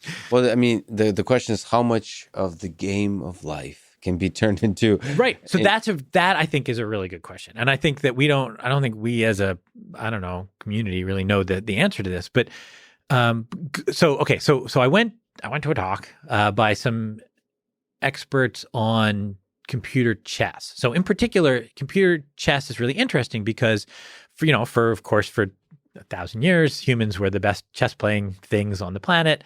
And then computers like edged ahead of the best person. And they've been ahead ever since. It's not like people have overtaken computers. But computers and people together have overtaken computers. Right. So at least last time I checked, I don't know what the very latest is, but last time I checked that there were teams of people who could work with computer programs to defeat the best computer programs. In the game of Go? In the game of chess. In the game of chess. Right. And so using the information about how these things called ELO scores, this sort of notion of how strong a player are you. There's kind of a range of possible scores, and you increment in score. Basically, if you can beat another player of that lower score 62% of the time or something like that. Like there's some threshold of if you can somewhat consistently beat someone, then you are of a higher score than that person. And there's a question as to how many times can you do that in chess, right? And so we know that there's a range of human ability levels that cap out with the best playing humans. And the computers went a step beyond that. Mm-hmm. And computers and people together have not gone, I think, a full step beyond that. It feels, the estimates that they have is that it's starting to asymptote, that we've reached kind of the maximum, the best possible chess playing. And so that means that there's kind of a finite strategic depth, right? At some point, you just can't get any better at this game. Yeah, I mean, I don't, so I'll actually check that. I think it's interesting because if you have somebody like Magnus Carlsen, who's using these chess programs to train his mind, like to learn to about chess. To become a better chess player, yeah. And so like that's a very interesting thing because we're not static creatures. We're learning together. I mean, just like we're talking about social networks, those algorithms are teaching us just like we're teaching those algorithms. So that's a fascinating thing. But I think the best chess playing programs are now better than the pairs. Like they have competition between pairs, but it's still, even if they weren't, it's an interesting question. Where's the ceiling? So the ominous David Silver kind of statement is like, we have not found the ceiling. Right. And, so the question is, okay, so I don't know his analysis on that. From talking to Go experts, the strategic depth of Go seems to be substantially greater than that of chess, that there's more kind of steps of improvement that you can make, getting better and better and better and better. Yeah. But there's no reason to think that it's infinite. Infinite, yeah. And so it could be that it's that what David is seeing is a kind of asymptoting, that you can keep getting better, but with diminishing returns. And at some point, you hit optimal play. Like in theory, all these finite games, they're finite. They have an optimal strategy. There's a strategy that is the minimax optimal strategy. And so at that point, you can't get any better. You can't beat that strategy. Now, that strategy may be, from an information processing perspective, intractable, right? You need, all the situations are sufficiently different that you can't compress it at all. It's this giant mess of hard-coded rules, and we can never achieve that. But that still puts a cap on how many levels of improvement that we can actually make. But the thing about self-play is if you put it, although I don't like doing that, in the broader category of self-supervised learning, is that it doesn't require too much or any human input. Human labeling, yeah. Yeah, human labeling or just human effort. Like human involvement past a certain point. And the same thing you could argue is true for the recent breakthroughs in natural language processing with language models. Oh, this is how you get to GPT-3. Yeah, see how I did the... that was a good transition. Yeah, you're a pro. I practiced that for days leading up to this. No. But like that's one of the questions is, can we find ways to formulate problems in this world that are important to us humans, like more important than the game of chess, that to which self-supervised kinds of approaches could be applied, whether it's self-play, for example, for like maybe you could think of like autonomous vehicles in simulation, that kind of stuff, or just robotics applications in simulation, or in the self-supervised learning where unannotated data or data that's generated by humans naturally without extra cost, like the Wikipedia or like all of the internet can be used to learn something about, to create intelligent systems that do something really powerful, that pass the Turing test or that do some kind of superhuman level performance. So what's your intuition, like trying to stitch all of it together about our discussion of AGI, the limits of self-play, and your thoughts about maybe the limits of neural networks in the context of language models? Is there some intuition in there that might be useful to think about? Yeah. So first of all, the whole transformer network family of things is really cool. It's really, really cool. I mean, if back in the day you played with, I don't know, Markov models for generating text and you've seen the kind of text that they spit out and you compare it to what's happening now, it's amazing. It's so amazing. Now, it doesn't take very long interacting with one of these systems before you find the holes, right? It's not smart in any kind of general way. It's really good at a bunch of things, and it does seem to understand a lot of the statistics of language extremely well. And that turns out to be very powerful. You can answer many questions with that. But it doesn't make it a good conversationalist, right? And it doesn't make it a good storyteller. It just makes it good at imitating of things it has seen in the past. The exact same thing could be said by people who voting for Donald Trump about Joe Biden supporters and people voting for Joe Biden about Donald Trump supporters. Is that they're not intelligent. They're just following they're following things they've seen in the past, and so it doesn't take long to find the flaws in their in their like natural language generation abilities. Yes. So we're being very that's interesting critical of AI systems. Right. So I've had a similar thought, which was that the stories that GPT-3 spits out are amazing and very human-like. And it doesn't mean that computers are smarter than we realize necessarily. It partly means that people are dumber than we realize, or that much of what we do day to day is not that deep. Like we're just kind of going with the flow. We're saying whatever feels like the natural thing to say next. Not a lot of it is creative or meaningful or intentional. But enough is that we actually get by, right? We do come up with new ideas sometimes, and we do manage to talk each other into things sometimes, and we do sometimes vote for reasonable people sometimes. But it's really hard to see in the statistics because so much of what we're saying is kind of rote. Mm-hmm. And so our metrics that we use to measure how these systems are doing don't reveal that because it's in the interstices that is very hard to detect. But do you have an intuition that with these language models, if they grow in size, it's already surprising that when you go from GPT-2 to GPT-3, that there is a noticeable improvement. Yeah. So the question now goes back to the ominous David Silver and the ceiling. Right. So maybe there's just no ceiling. We just need more compute. Now, I mean, okay, so now I'm speculating. Yes. As opposed to before when I was completely on firm ground. Yeah. All right. I don't believe that you can get something that really can do language and use language as a thing that doesn't interact with people. Like, I think that it's not enough to just take everything that we've said written down and just say, that's enough. You can just learn from that and you can be intelligent. I think you really need to be pushed back at. I think that conversations, even people who are pretty smart, maybe the smartest thing that we know, maybe not the smartest thing we can imagine, but we get so much benefit out of talking to each other and interacting. That's presumably why you have conversations live with guests, is that there's something in that interaction that would not be exposed by, oh, I'll just write you a story and then you can read it later.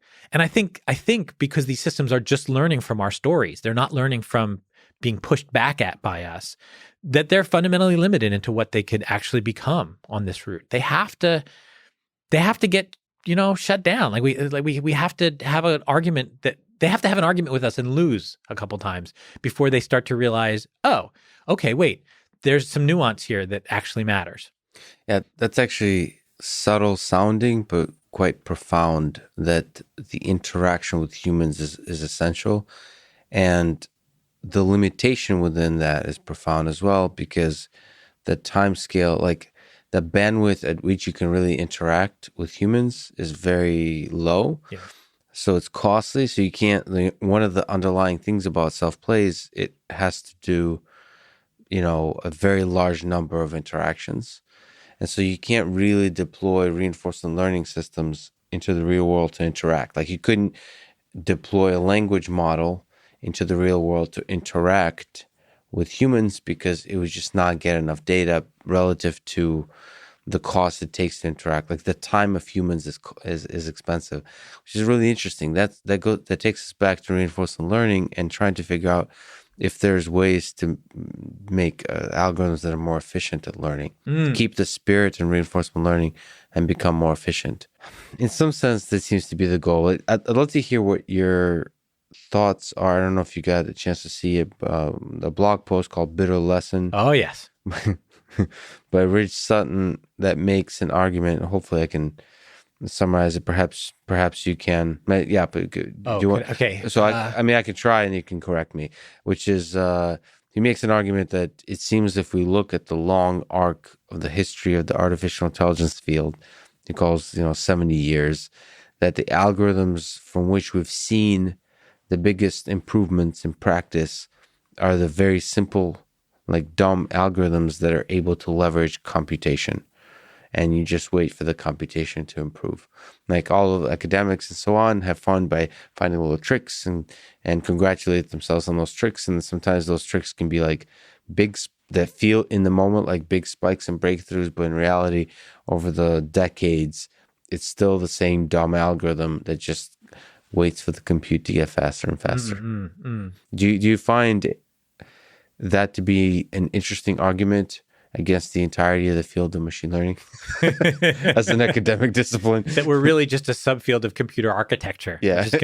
We're just kind of waiting around for them to do their next really thing. Don't want to do hardware work. So like, that's right. I really don't want to. We're procrastinating. Yes, that's right. Just waiting for them to do their job so that we can pretend to have done ours. So, yeah, I mean, the argument reminds me a lot of I think it was a Fred Jelinek quote, early computational linguist, who said, we're building these computational linguistic systems, and every time we fire a linguist, performance goes up by 10%, something like that. And so the idea of us building the knowledge in that case was much less. He was finding it to be much less successful than get rid of the people who know about language as from a kind of scholastic academic kind of perspective and replace them with more compute. And so I think this is kind of a modern version of that story, which is, okay, we want to do better on machine vision. You could build in all these, motivated part-based models that, that just feel like obviously the right thing that you have to have, or we can throw a lot of data at it. And guess what? We're doing better with a lot of data. So I hadn't thought about it until this moment in this way. But what I believe, I've thought about what I believe. What I believe is that, compositionality and what's the right way to say it? The complexity grows rapidly as you consider more and more possibilities, like explosively. And so far, Moore's law has also been growing explosively, exponentially. And so it really does seem like, well, we don't have to think really hard about the algorithm design or the way that we build the systems, because the best benefit we could get is exponential, and the best benefit that we can get from waiting is exponential. So we can just wait. That's got to end, right? And there's hints now that Moore's law is starting to feel some friction. The world is pushing back a little bit. One thing that I don't know, do lots of people know this? I didn't know this. I was trying to write an essay, and yeah, Moore's law has been amazing, and it's enabled all sorts of things. But there's also a kind of counter Moore's law, which is that the development cost for each successive generation of chips also is doubling. Mm-hmm. So it's costing twice as much money. So the amount of development money per cycle or whatever is actually sort of constant.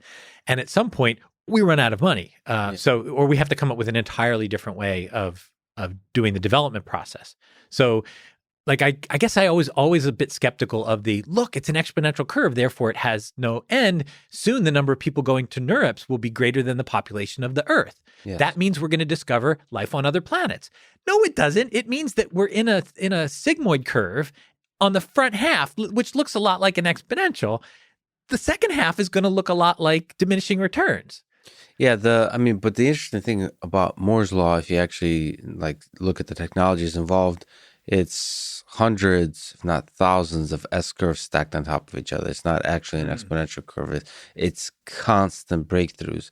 And then what becomes useful to think about, which is exactly what you're saying, the cost of development, like the size of teams, the amount of resources that are invested in continuing to find new S curves, new breakthroughs.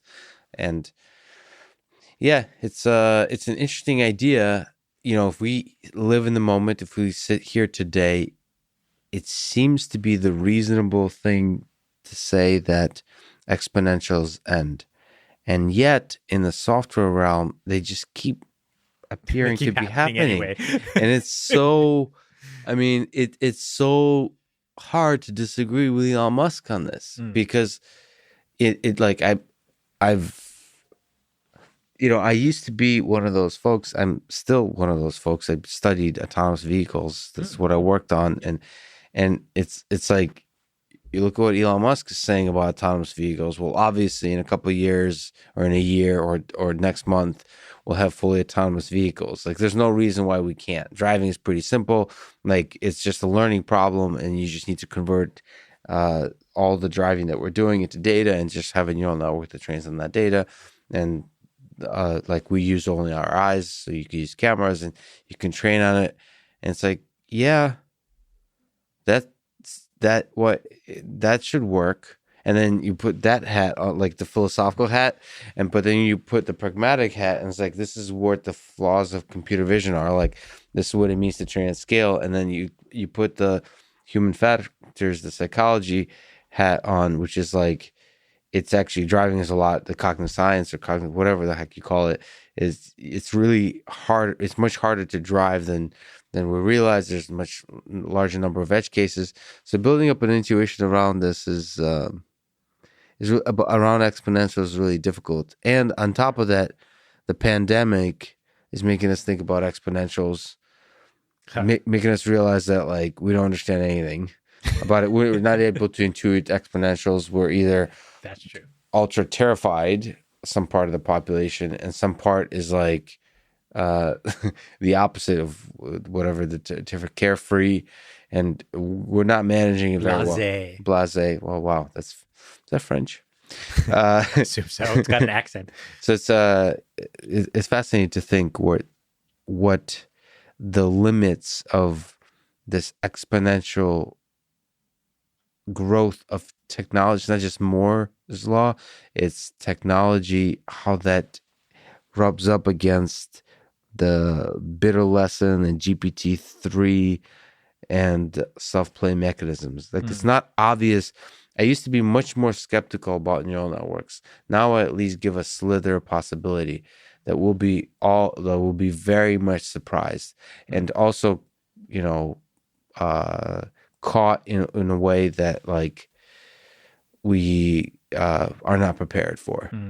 Like in applications of social networks, for example. Sure. Because it feels like really good transformer models that are able to do some kind of very good natural language generation are the same kind of models that could be used to learn human behavior and then manipulate that human behavior to gain advertiser dollars and all those kinds of things. Sure. And feed the capitalist system and right. So, and they arguably already are manipulating human behavior. Yeah. Yeah.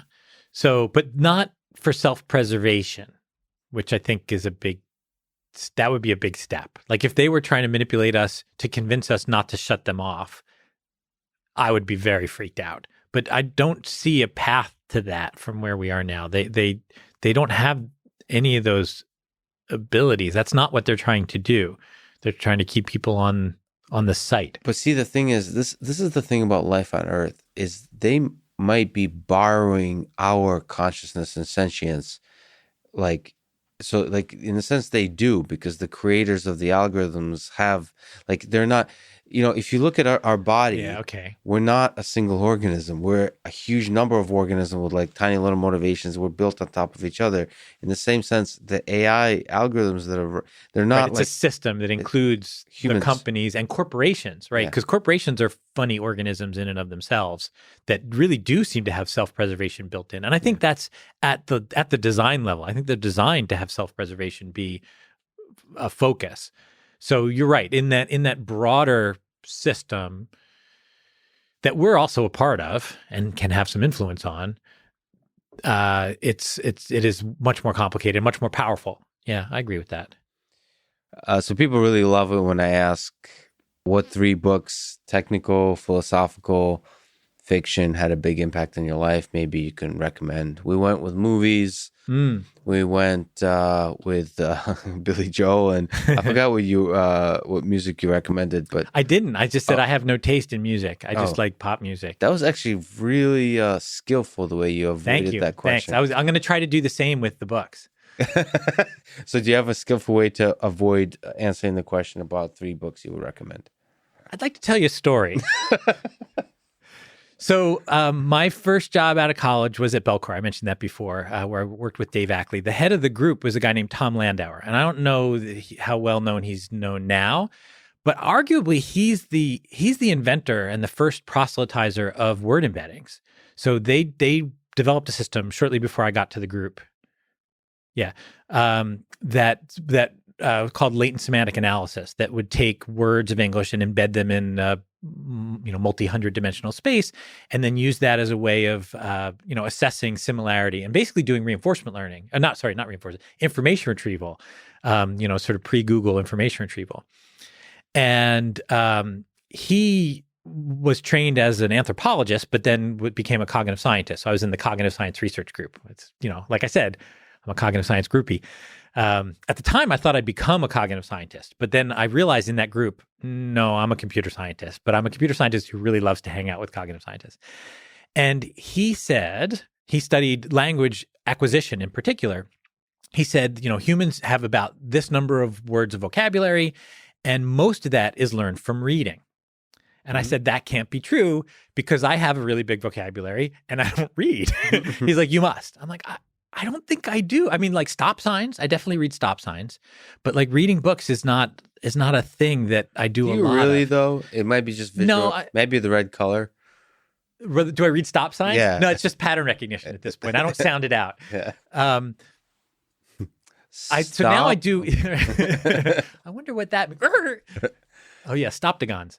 So that's fascinating. So you don't. So I don't read very. I mean, obviously, I read, and I've read plenty of books. Yes.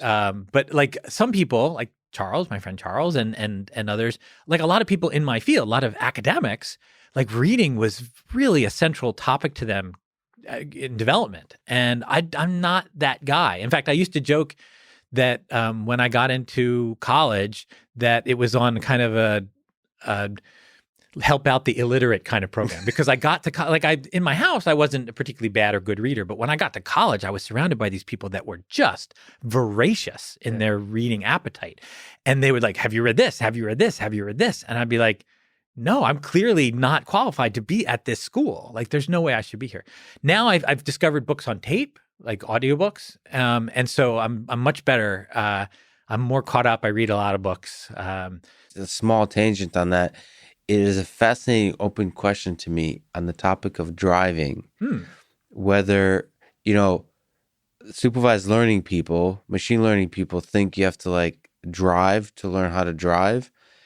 To me, it's very possible that just by us humans, by first of all walking, but also by watching other people drive, not even being inside cars as a passenger, but let's say being inside the car as a passenger, but even just like being a pedestrian and crossing the road, you learn so much about driving from that. It's very possible that you can, without ever being inside of a car, be okay at driving once you get in it. Or like watching a movie, for example. I don't know, something like that. Have you taught anyone to drive? No. So except myself. I have 2 children, and I learned a lot about car driving because my wife doesn't want to be the one in the car while they're learning. So that's my job. Yeah. So I sit in the passenger seat, and it's really scary. I have wishes to live. Yeah. And they're figuring things out. Now, they start off very much better than I imagine like a neural network would, right? Mm-hmm. They get that they're seeing the world. They get that there's a road that they're trying to be on. They get that there's a relationship between the angle of the steering. But it takes a while to not be very jerky. Mm-hmm. And so that happens pretty quickly. Like the ability to stay in lane at speed, that happens relatively fast. It's not zero-shot learning, but it's pretty fast. The thing that's remarkably hard, and this is, I think, partly why self-driving cars are really hard, is the degree to which driving is a social interaction activity. Yes. And that blew me away. I was completely unaware of it until I watched my son learning to drive. And I was realizing that he was sending signals to all the cars around him. And those, in his case, he's always had social communication challenges. He was sending very mixed, confusing signals to the other cars, and that was causing the other cars to drive weirdly and erratically. Mm-hmm. And there was no question in my mind that he would have an accident because they didn't know how to read him. Mm-hmm. There's things you do with the speed that you drive, the positioning of your car, that you're constantly like in the head of the other drivers. Yeah. And seeing him not knowing how to do that and having to be taught explicitly, okay, you have to be thinking about what the other driver is thinking. Was a revelation to me. I was stunned. So creating kind of theories of mind of the other... other cars. Yeah. Which I just hadn't heard discussed in the self-driving car talks that I've been to. Since then, there's some people who do consider those kinds of issues, but it's way more subtle than I think. There's a little bit of work involved with that when you realize, like when you especially focus not on other cars, but on pedestrians, for example. It's literally... staring you in the face. Yeah. So that when you're just like, how do I interact with pedestrians? You have like pedestrians, you're practically talking to an octopus at that point. They've got all these weird degrees of freedom. You don't know what they're going to do. They can turn around any second. But the point is, we humans know what they're going to do. Yeah. Like we have a good theory of mind. We have a good mental model of what they're doing. And we have a good model of the model they have of you and the model of the model of the model. Like, we're able to kind of reason about this kind of the social like game of it. All the hope is that it's quite simple, actually, that it could be learned. That's what I just talked to the Waymo. I don't know if you know that company. It's Google self-driving car. I talked to their CTO about this podcast, and they like I rode in their car, and it's quite aggressive and it's quite fast and it's good and it feels great. It also just like Tesla. Waymo made me change my mind about like maybe driving is easier than I thought. Maybe I'm just being speciesist, human-centric. Maybe it's a speciesist argument. Yeah, so I don't know, but it's fascinating to think about like the same as with reading, which I think you just said. You avoided the question, though I still hope you answered it somewhat. You avoided it brilliantly. There's blind spots as artificial intelligence researchers have about what it actually takes to learn to solve a problem. That's fascinating. Have you had Anka Dragan on? Yeah. Okay. She's one of my favorites. So much energy. She's right. Oh, she's amazing. Fantastic. And in particular, she thinks a lot about this kind of I know that you know that I know kind of planning. Yeah. And the last time I spoke with her, she was very articulate about the ways in which self-driving cars are not solved, like what's still really, really hard. But even her intuition is limited. Like we're all like new to this. So in some sense, the Elon Musk approach of being ultra confident and just like plowing, putting it out there. Like some people say it's reckless and dangerous and so on. But like partly it's like it seems to be one of the only ways to make progress in artificial intelligence. So it's these are difficult things. Democracy is messy. Implementation of artificial intelligence systems in the real world is messy. So many years ago, before self-driving cars were an actual thing you could have a discussion about, somebody asked me, like, what if we could use that robotic technology and use it to drive cars around? Like, aren't people going to be killed? And then it's, blah, blah, blah. I'm like, that's not what's going to happen. I said with confidence, incorrectly, obviously. What I think is going to happen is we're going to have a lot more, like a very gradual kind of rollout where people have these cars in like closed communities, right? Where it's somewhat realistic, but it's still in a box, right? So that we can really get a sense of what are the weird things that can happen? How do we how do we have to change the way we behave around these vehicles? Like it obviously requires a kind of coevolution that you can't just plop them in and see what happens. But of course, we're basically plopping them in and see what happens. So I was wrong, but I do think that would have been a better plan. So but your intuition, that's funny. Just zooming out and looking at the forces of capitalism. And it seems that capitalism rewards risk takers and rewards and punishes risk takers. Try it out. The academic approach to let's try a small thing and try to understand slowly the fundamentals of the problem. And let's start with 1, then do 2, and then see that, and then do the 3. The capitalist like startup entrepreneurial dream is let's build 1,000 and let's right. And 500 of them fail, but whatever, the other 500 we learned from them. But if you're good enough, I mean, one thing is like your intuition would say like that's going to be hugely destructive to everything. But actually, it kind of the forces of capitalism. Like people are it's easy to be critical, but if you actually look at the data, at the way our world has progressed in terms of the quality of life, it seems like the competent, good people rise to the top. This is coming from me from the Soviet Union and so on. I see. It's like it's interesting that somebody like Elon Musk is the way you push progress in artificial intelligence. Like it's forcing Waymo to step their stuff up, and Waymo is forcing Elon Musk to step up. It's fascinating because I have this tension in my heart and just being upset by the lack of progress in autonomous vehicles within academia. So there's huge progress in the early days of the DARPA challenges. And then it just kind of stopped, like at MIT, but it's true everywhere else, with an exception of a few sponsors here and there. Is like it's not seen as a sexy problem. Autonomous, like the moment artificial intelligence starts approaching the problems of the real world, like academics kind of like, all right, let the they get really hard in a different way. And that's right. I think right. Some of us are not excited about that other way. But I still think there's fundamental problems to be solved in those difficult things. It's still publishable, I think. Like we just need to, it's the same criticism you could have of all these conferences in Europe, CVPR, where application papers are often as powerful and as important as like theory paper. Even like theory just seems much more respectable and so on. I mean, the machine learning community is changing that a little bit. I mean, at least in statements, but it's still not seen as the sexiest of pursuits, which is like, how do I actually make this thing work in practice as opposed to on this toy data set?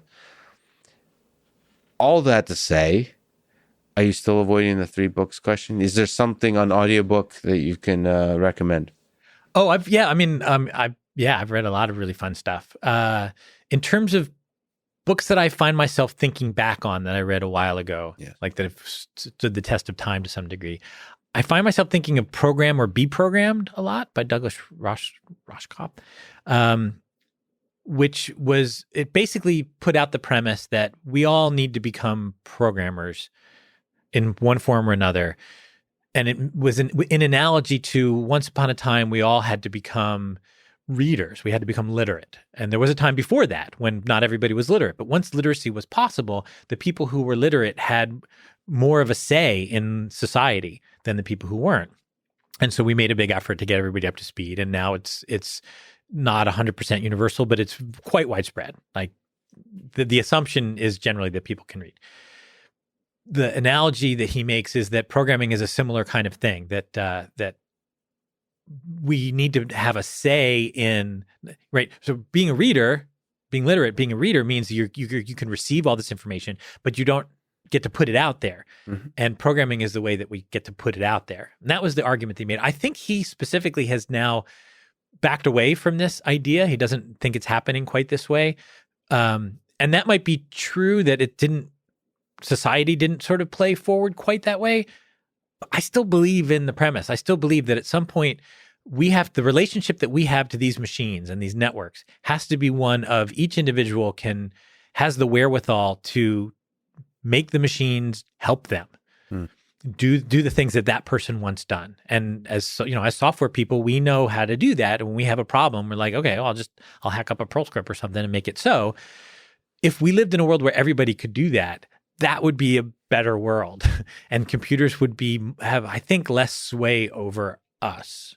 And other people's software would have less sway over us as a group. Yeah, in some sense, software engineering, programming is power. Programming is power, right? It's like magic. It's like magic spells, and it's not out of reach of everyone.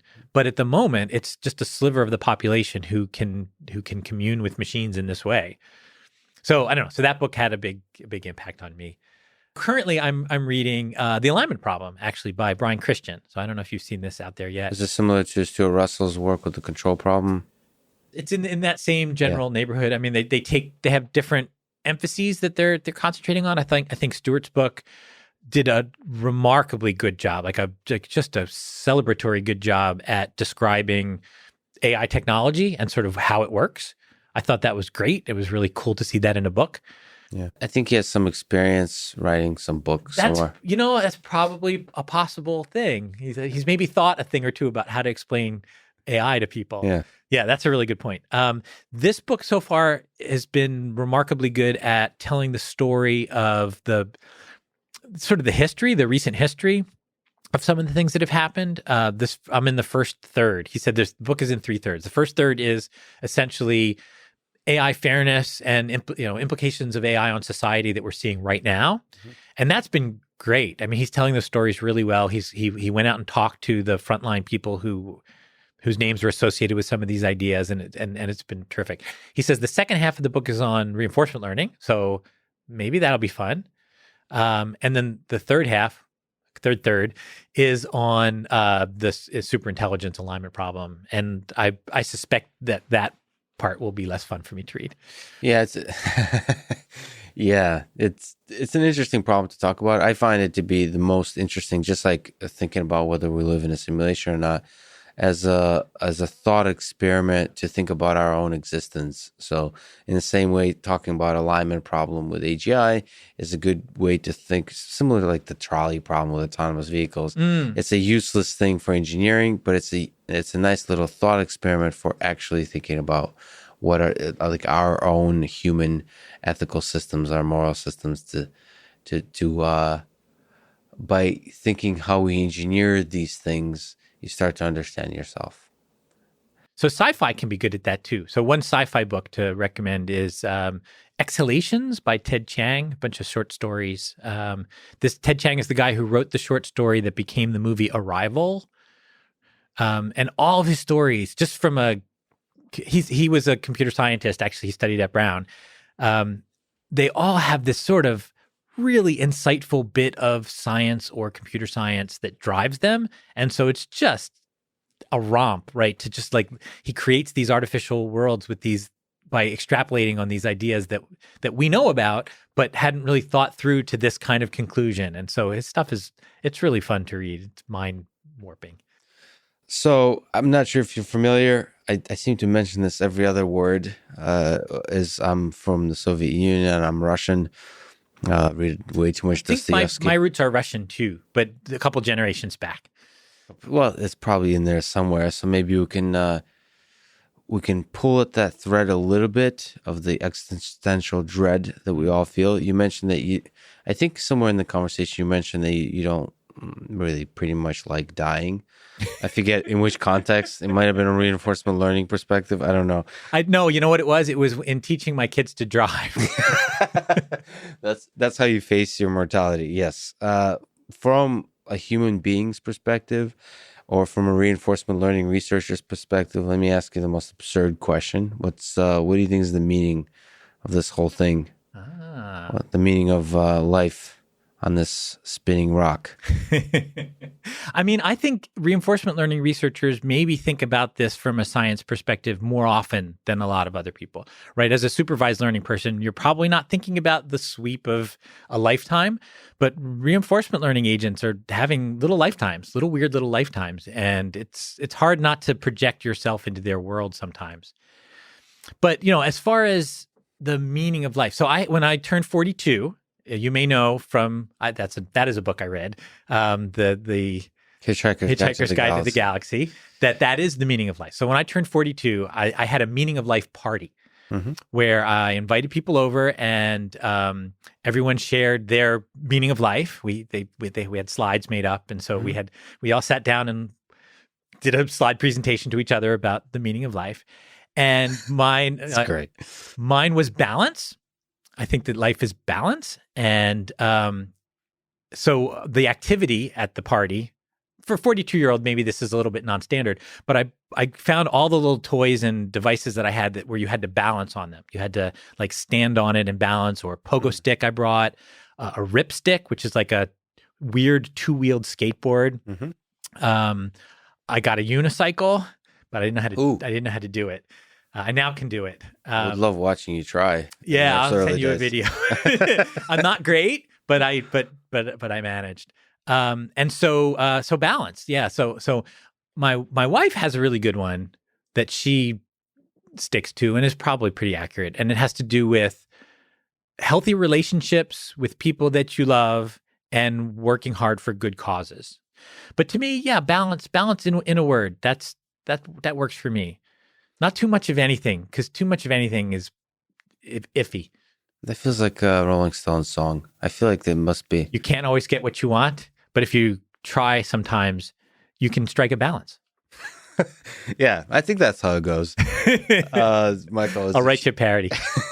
It's a huge honor to talk to you. This is really fun. Oh, no, the honor's I've been a big fan of yours, so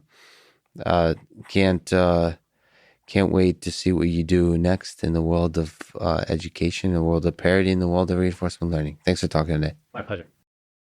Thank you for listening to this conversation with Michael Littman, and thank you to our sponsors, SimpliSafe, a home security company I use to monitor and protect my apartment, ExpressVPN, the VPN I've used for many years to protect my privacy on the internet, Masterclass, online courses that I enjoy from some of the most amazing humans in history, and BetterHelp, online therapy with a licensed professional. Please check out these sponsors in the description to get a discount and to support this podcast. If you enjoy this thing, subscribe on YouTube, review it with 5 stars on Apple Podcasts, follow on Spotify, support it on Patreon, or connect with me on Twitter at Lex Friedman. And now, let me leave you with some words from Groucho Marx. If you're not having fun, you're doing something wrong. Thank you for listening and hope to see you next time.